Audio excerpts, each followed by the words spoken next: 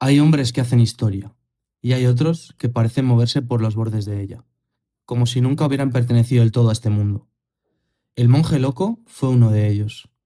No nació para el poder, no fue educado para él, no fue elegido, al menos no de la forma políticamente correcta. Un campesino de manos ásperas y mirada incómoda. Un hombre sin títulos, sin prestigio, sin lugar en la historia, y sin embargo, destinado a ocupar uno de los lugares más peligrosos que existen, cerca del poder sin ser la cabeza visible. Como alguien sin nada termina teniendo influencia sobre quienes lo tienen todo. Porque esta no es la historia de un hombre. Esta es la historia de cómo el poder, a veces, no pertenece a quien lo posee, sino a quien sabe tocar las teclas correctas y aprovechar las oportunidades. Todos conocen su nombre, pero muy pocos conocen todo lo que sucedió. Él es Grigori Rasputin, y esta es su historia.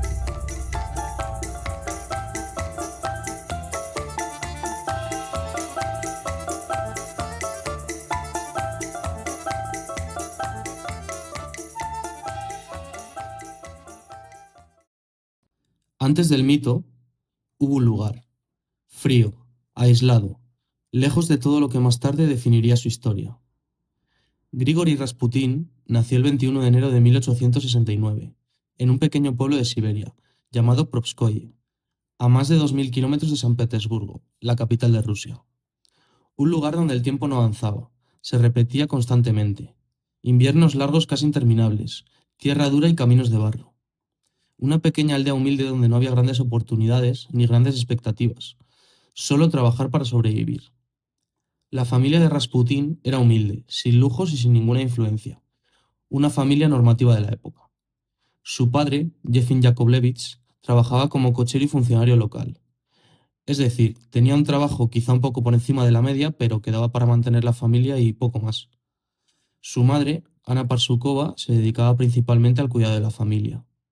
No hay señales de grandeza en ese hogar, solo rutina. Pero Rasputin era una persona que no se resignaría a encajar en ella. De pequeño no fue a la escuela, como la mayoría de niños de su pueblo. No le gustaba acatar normas. Su naturaleza era inquieta e inestable, y en ocasiones incluso muy problemático. De su infancia, realmente lo poco que se sabe fue contado por su hija. Contaba una anécdota que tuvo lugar en la adolescencia. Según ella, a los 14 años, a Rasputín le comenzó a rondar la idea de que el reino de Dios estaba entre nosotros. No paraba de darle vueltas, hasta que un día esa idea le hizo correr a esconderse en el bosque. Tenía miedo de que la gente notara que le había ocurrido algo inimaginable. Seguramente se refugió allí para orar y reflexionar un poco. Cuando se hubo recuperado, volvió a casa con la sensación de una luminosa tristeza. Ese día hubo un leve cambio. Más o menos a esa edad, estaba harto de soportar que otros niños se metiesen con él. Un día tomó valor y se enfrentó a ellos, incluso utilizando la violencia. Ese hecho le fue fundamental para comenzar a tener menos miedo a socializar, y así comenzó a trabajar vendiendo centeno en el mercado. Sin embargo, tenía una energía envidiable, que su inestabilidad no le dejaba controlar, y daba rienda suelta a robos, borracheras, generar caos en el pueblo.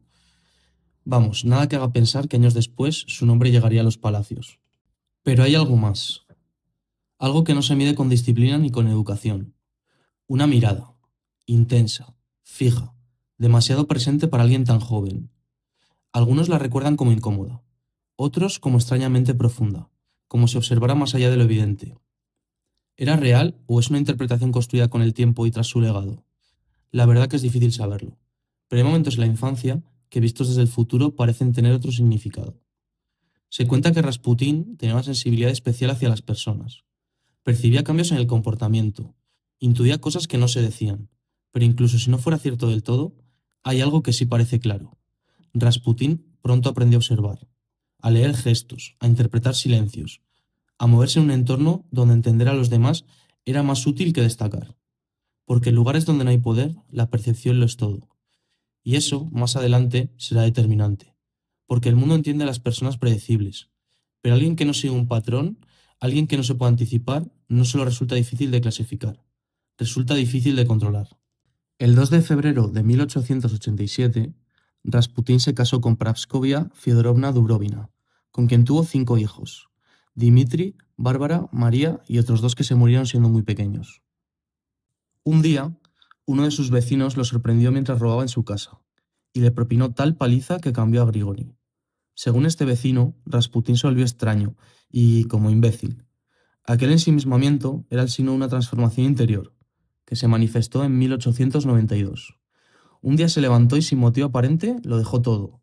Rasputín dejó su aldea, dejó a su esposa y a sus hijos y peregrinó al monasterio de San Nicolás de Verjoturie, con el objetivo de encontrar respuestas. Algo había cambiado dentro de él. Quizá miedo, quizá culpa, o quizá la certeza de que su vida, tal y como estaba, no iba a ninguna parte. Se sentía vacío, sin ningún propósito. Se sabe que al poco tiempo abandonó el monasterio y se unió a una congregación religiosa llamada Glisti. Y digo congregación por no llamarlo secta, la verdad. Creían que para llegar a la fe verdadera hacía falta el dolor. Es la base de muchas religiones. Pero luego en la práctica es que no tenía nada que ver. En las reuniones de esta congregación, las fiestas y orgías eran constantes, y Grigori se convirtió en el más fiel creyente de esta religión. El ingreso en esta congregación lo marcó de por vida, y no es para menos. Esto explicaría la extravagante vida sexual que tuvo en años posteriores y que acabó ennegreciendo su reputación de hombre santo. Posteriormente llevó una vida de ermitaño, hasta que conoció al hermano Macario, un iluminado que tuvo una fuerte influencia sobre Rasputín, pues le llevó a renunciar a beber y a comer carne. Pero esto no le convierte en un hombre mejor, no de inmediato. Sigue siendo impulsivo, sigue siendo contradictorio, pero hay algo distinto en él. De esta forma, comienza a construirse a sí mismo, quizás sin quererlo conscientemente, pero sí de forma inevitable. Observa más, habla menos, escucha. Eso es nuevo. Quizá por primera vez no intenta encajar, y eso cambia la forma en la que el mundo lo percibe.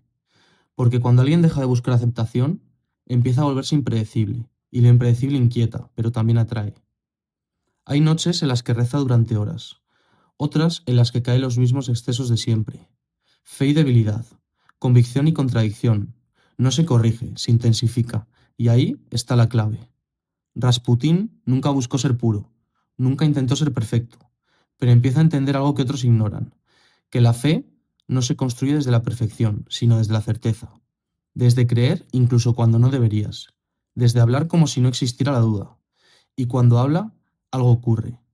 No eleva la voz, no intenta impresionar. Habla lento, pausado, mira a los ojos y espera, como si supiera que el silencio también comunica. Las personas empiezan a quedarse, a escuchar más de lo que pensaban, a sentir algo que no saben explicar, como si pudieran atravesar las palabras y encontrar lo que hay detrás, el miedo, la culpa, la necesidad. Y cuando alguien siente que ha sido comprendido, aunque solo sea por un instante, baja la guardia. Y ese es el primer paso hacia algo mucho mayor. Y en este punto te preguntarás cómo un tipo de dudosa moralidad y creencias llega a conocer a los zares de Rusia. Pero no solo eso, incluso llega a ser una de las personas más valiosas del imperio. Pues esto no es más que la consecuencia de un camino muy muy largo. Tras su vuelta a casa, siguió con su vida, pero con el nuevo estilo que había adoptado, lo que no tardó en generar rumores por los escándalos sexuales y sus supuestas creencias. Es decir, se convirtió en una persona muy polémica y que estaba en boca de todo el mundo, generalmente para mal. En 1902, emprendió un nuevo peregrinaje a un importante centro religioso en Kazán. Este fue su trampolín a la capital rusa. Rasputín impresionó a los dignatarios religiosos de Kazán, que se hallaban al frente de una iglesia ritualista, burocratizada y sometida al zar, y que buscaba la autenticidad y la sencillez que parecía encarnar aquel campesino de fe ardiente. Los impresionó hasta el punto de que lo recomendaron a los dirigentes de la iglesia de San Petersburgo, los cuales financiaron su viaje en tren a San Petersburgo en 1903, a bordo de un vagón de primera clase. Aquí, como os podéis imaginar, dejó de ser un simple campesino. Hay lugares donde las historias empiezan, y hay otros donde se transforman. San Petersburgo no era una ciudad cualquiera, era el centro del poder, de la riqueza, de las decisiones que afectaban a millones de personas. Pero también era algo más, un lugar donde bajo la superficie todo empezaba a resquebrajarse, debido al descontento del pueblo y a las enfermedades. Grigori Rasputín llega sin hacer ruido, sin títulos, sin presentación, sin nada que a priori le permita entrar, y sin embargo entra. No de golpe, no de forma evidente, sino como lo hacía todo, poco a poco. La fe de Grigori conmovió a Feofán, el confesor de los zares. Para que os hagáis una idea de la magnitud que tiene esto, es que era el cura personal de los reyes. Solo con fe y con su personalidad estaba empezando a entrar en lo más alto de la aristocracia rusa. La verdad que es una locura. Feofán le presentó a sus otros valedores en la iglesia, el obispo Hermógenes y el monje Iliodor, quienes luego se convirtieron en sus enemigos acérrimos.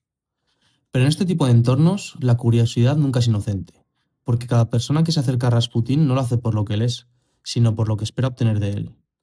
Respuestas, consuelo, control, y ahí estaba Rasputín para ofrecer lo que nadie más estaba ofreciendo, la sensación de que tenía las respuestas de todo. La relación de Rasputín con Feofán se fue desarrollando como una pareja de enamorados, sin prisa pero sin pausa, y con mucha intensidad. Este estaba asombrado con la forma de vivir la espiritualidad de Rasputín, pero sobre todo con su forma de entender la vida. Se convirtió en su aval para entrar en los salones de la más alta aristocracia rusa, entre la que triunfaban toda clase de vendedores de mercancías místicas y de predicadores. A estas reuniones acudían frecuentemente dos grandes duquesas, Militsa y Anastasia de Montenegro, hijas del rey de este país y casadas con dos miembros de la familia real rusa. El aura que desprendía la figura de Rasputín y su forma de relacionarse las había vuelto locas. Estaban encantadas con él. Fueron ellas quienes en 1905 introdujeron a Rasputín en la familia real, que por entonces vivía parapetada en un aislamiento incomprensible para la corte. Pero esto os lo explicaré mejor después. Los zares, Nicolás y Alejandra, estaban dispuestos a recibir toda la ayuda posible, humana y divina, en un mundo que les era hostil y al que escondían un terrible secreto. Rasputín no estaba simplemente entrando en la alta sociedad, estaba acercándose a algo mucho más delicado, al poder real. Ahora llegamos a uno de los momentos claves de la historia. Es muy importante que contextualicemos la situación de los zares para entender realmente el ascenso de Rasputín dentro de la aristocracia. Es decir, ¿por qué estaban aislados? ¿Por qué nadie sabía lo que estaba pasando? Nicolás y Alejandra, zares del reino de Rusia y protectores del reino, tuvieron 4 hijas, las cuales no podían heredar el trono. Como ya sabéis, la famosa ley sálica impide a las mujeres heredar. Una ley injusta, pero que hacía tambalear todos los cimientos del reino. En 1904, Alejandra dio a luz a un varón, Alexei, el ansiado sucesor y heredero del trono. Esta alegría fue demasiado fugaz, ya que al cortar el cordón umbilical del niño, la hemorragia no se puede tener hasta pasados los días. Y es que al parecer Alejandra tenía hemofilia, al igual que su madre y su abuela. La hemofilia es una enfermedad hereditaria que principalmente afecta a las mujeres. Sin embargo, los hombres también pueden ser portadores y sufrir sus efectos. Se caracteriza por abundantes hemorragias tanto internas como externas, y en ese entonces era una enfermedad sin cura, que daba a sus portadores una esperanza de vida muy corta. Por tanto, el príncipe Alexei correría un constante riesgo a lo largo de su vida. Imaginaos que la estabilidad de un reino dependa de que su heredero no se haga un corte, no sufra un accidente, porque la más mínima hemorragia podría acabar con su vida. La debilidad es un virus muy grave. Los zares abandonaron el Palacio de Invierno de San Petersburgo y se recluyeron en el Palacio de Alexander para mantener en secreto la noticia. Si la gente lo desvelara, podría invalidar a Alexei como futuro príncipe o incluso algo mucho peor. Pero como ya sabéis, las desgracias nunca vienen solas. En 1905, Rusia perdió la guerra contra Japón, lo que conmocionó a toda la sociedad. Adicionalmente, habían asistido a una brutal represión de miles de obreros cuando llevaban sus peticiones al zar, durante el llamado Domingo Sangriento. El zar no quería ver a nadie por más importante que fuese el motivo. La derrota militar, junto al descontento por un zar ausente y un pueblo huérfano de líder que iba a la deriva, motivó un levantamiento revolucionario, lo que llevó al zar a conceder una constitución y un parlamento, aunque con competencias mínimas. Vamos, que cedió un poco para callar al pueblo, pero tenía claro que el que mandaba ahí era él. Y te preguntarás, ¿dónde entra en juego Rasputín? Como ya hemos comentado, los zares estaban recluidos en el palacio de Alexander. Permitían muy pocas visitas. Sin embargo, Militsa y Anastasia eran frecuentes visitantes para brindar su apoyo a Alejandra. Militsa y Anastasia sugirieron la entrada de Rasputín al palacio, para encontrar consuelo espiritual en la enfermedad de su hijo y quién sabe si incluso la cura, ya que Rasputín se había convertido en un reconocido místico con una relación muy fuerte con Dios. Y así es como los zares llegaron a sentarse a tomar té con nuestro protagonista, literalmente. Para unos padres desesperados y con un hijo desahuciado, cualquier mínima posibilidad es suficiente. Rasputín, con su actitud, sus señales y sus discursos, causó furor en los monarcas. Esta relación se afianzó por completo cuando en 1907 el príncipe sufrió una grave hemorragia y estuvo a punto de fallecer.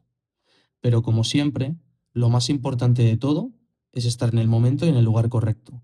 Y ahí estaba Rasputín, quien mediante una oración y una simple imposición de manos logró detener la hemorragia, curar al muchacho y obrar el milagro.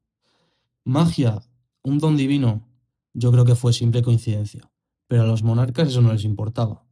Desde este momento, Rasputín y los soberanos siguieron consolidando su relación y cerrándola al resto del mundo, dejando fuera incluso a las personas que habían llevado a Grigori hasta allí.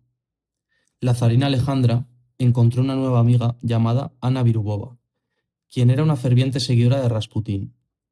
Ambas mujeres, junto con Rasputín, formaban un triángulo muy estrecho, y cuando digo muy estrecho, es muy estrecho, que fue la perdición de nuestro Grigori y de la dinastía rusa.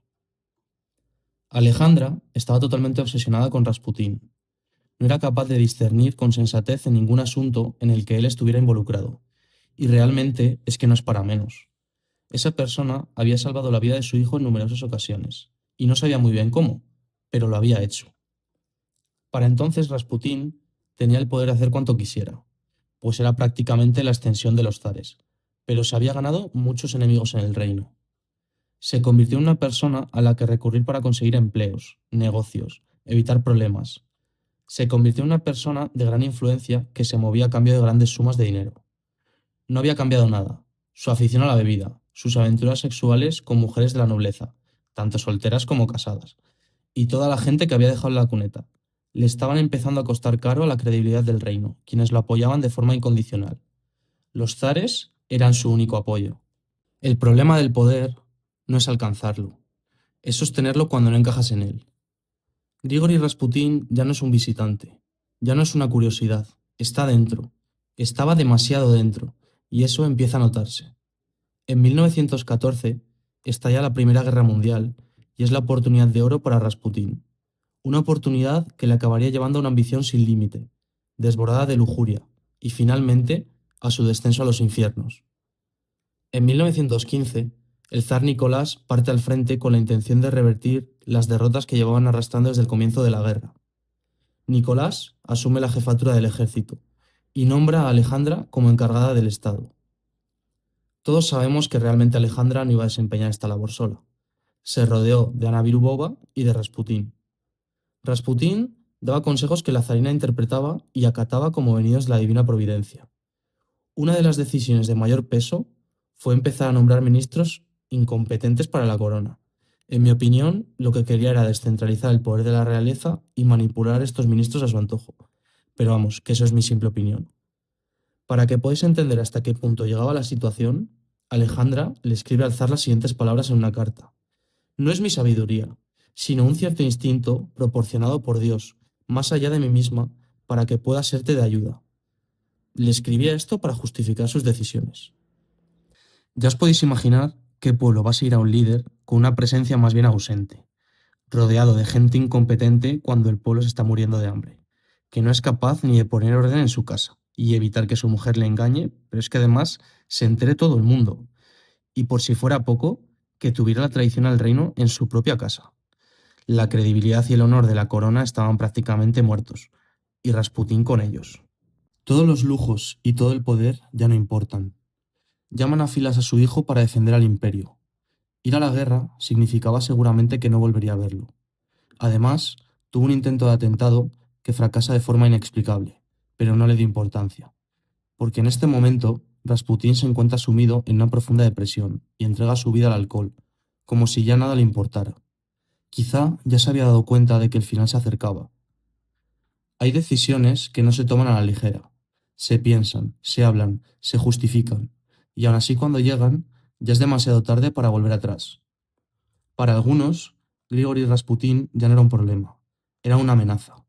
No solo para la corte, no solo para la imagen del imperio, sino para su estabilidad. Y cuando alguien cree que está protegiendo algo mayor, es capaz de hacer cosas que en otro contexto jamás consideraría. La decisión estaba tomada. Rasputín tenía que morir. Era él o todo el imperio. La conjura para terminar con Rasputín partía del entorno más íntimo del zar. Félix Yusupov heredero de la mayor riqueza de Rusia y casado con la sobrina del zar. Dmitri Pavlovich, primo del zar. Vladimir Puriskevich, diputado de la Duma con gran poder. Vamos, la cúpula más alta del poder ruso. Entre los cuatro urdirían un plan para salvar al reino, costase lo que costase. Como un día cualquiera, el zar invitó a Rasputín al palacio. Cuando llega, la mesa está preparada. Comida, bebida, conversaciones ligeras. Pero debajo de todo eso hay tensión. Una tensión que no se dice, pero se siente. El veneno está ahí, oculto, esperando. Rasputín empieza a comer, a beber. Pasan los minutos y nada ocurre. Una pausa, miradas. Algo no encaja, debería haber funcionado, pero no lo hace. Es imposible saber con certeza qué está pasando, pero en ese momento solo hay una conclusión. Rasputín sigue vivo, y eso lo cambia todo, porque lo que iba a ser limpio, rápido, controlado, se convierte en algo caótico. En ese momento, Félix se encarga de romper la tensión. Saca una pistola de la chaqueta y ejecuta a Rasputín. Un disparo seco y certero, directo a la cabeza. Rasputín cae al suelo, todo ha terminado. Por su estatus y su carrera dentro de la Casa Real rusa, podríamos pensar en un funeral por todo lo alto, tratando de exaltar su relevancia y su grandeza. Pero no fue así. Rasputín abandonó este mundo por la puerta de atrás. Su cuerpo fue envuelto con cadenas y tirado al río Neva. En 1917 fue encontrado y enterrado en el palacio de Sarskoye Selo, y tras la Revolución de Febrero fue desenterrado y quemado. Al final, todo termina en silencio. No hay aplausos, no hay cierre claro, no hay una verdad definitiva que lo explique todo. Solo queda una historia. Lo único seguro es que Rasputín murió, pero todo lo demás permanece en ese espacio incómodo entre lo real y lo interpretado. No fue un santo, pero tampoco fue un simple impostor. Reducirlo a una sola idea sería perder lo más importante, porque Rasputín no encaja en categorías, y quizá ese fue siempre su problema. Rasputín nunca gobernó, nunca dirigió un ejército, nunca ocupó un cargo oficial, y aún así, su presencia estuvo a punto de destruir todo un imperio. Esta es la historia de cómo un campesino con grandes vicios y dudosa moralidad, pero con un gran poder de persuasión, deja su huella en la historia. Bueno, espero que os haya gustado mucho el vídeo. Para mí, la verdad que creo que es una de las mejores historias que he escuchado nunca. Cómo un hombre de la nada consiguió meterse en lo más alto de la sociedad, simplemente con su fe y su convicción. Es evidente que el poder, la lujuria y la ambición le llevaron a la muerte, pero imagínate todo lo que pudo vivir antes de ello. Si le hubieran dicho cómo sería su futuro, yo creo que volvería a elegirlo sin duda. Debido a Laura y al misterio que rodean su figura, hay muchas historias que no están verificadas. Dicen que murió de varias formas e incluso en varias ocasiones, pero para mí, ese halo de misterio que generan todos los rumores ya me parece un legado increíble. Una persona que ya muerta generó tantas molestias como para que rescaten su cuerpo de un río, le entierren, le desentierren, le quemen, yo creo que es la prueba más grande de todo lo que consiguió en vida.